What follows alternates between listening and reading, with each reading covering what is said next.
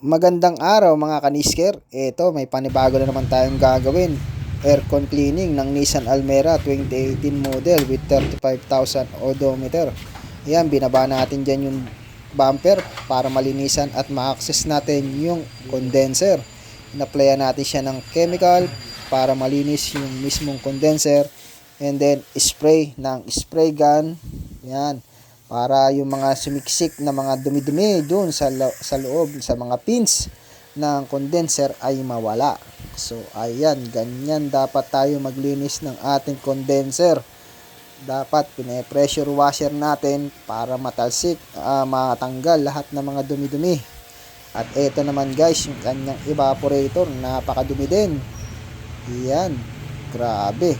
Pinasok kasi to guys ng daga, kaya makikita nyo ang dami mga pinagngat-ngatan ng daga. Buti na lang walang ngat-ngat yung mga wire. So ito yung cabin filter, madumi na rin at deform na, kaya ayan, papalitan natin yan mamaya.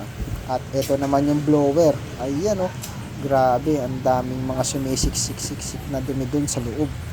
So ito pala guys ay nabaha yung unit ni sir. Yan, pinasok yung loob pero sa flooring lang, inabot lang dito. Yan, kaya may makikita kayong konting putik. Yung pandaon. Grabe, umihigop. Kasi yung bed niya doon ay open na, kaya yan, nakakapasok na yung daon. So tinakpan na rin natin yun. At ito na ngayon evaporator niya. Ayan, mamaya lilinisin natin yan.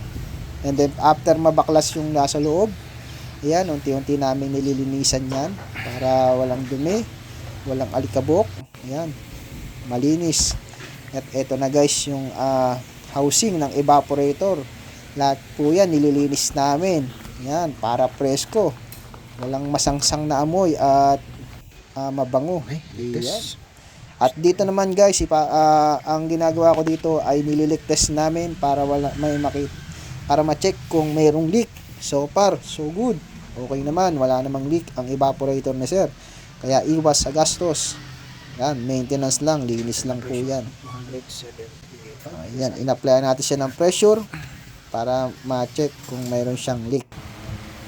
And then, eto na yung ating bagong cabin filter, yung malinis na evaporator niya, mga blower, wow, grabe, ang linis na. Yan ang alagang Nisker.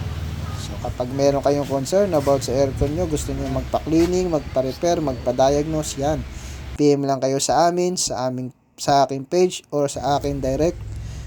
Yan. Eto naman guys, ay nagpalit tayo ng O-ring. So wag natin kalimutan magpalit ng O-ring. And then yan, binubuo na, buo na rin yung ibang parts. Yan, manibela na lang, and then yung sa center console.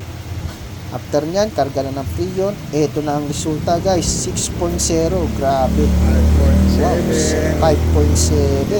Okay na. Ayan guys, balik na sa original na lamig. So original po kasi ang ginagamit natin freon, kaya kung ano yung lamig na dati, ganun pa rin guys yung lamig nakalalabasan after natin siyang malinisan. So ayan guys, maraming salamat po sa panonood. Sa mga hindi pa nakasubscribe at nakalike and follow sa aking page, yan, pasubscribe naman po at papollow naman po ang aking page na Nisker. So yan ang resulta ng ating ginawa, 5.9, at kasama na rin ang engine wash, napakalinis.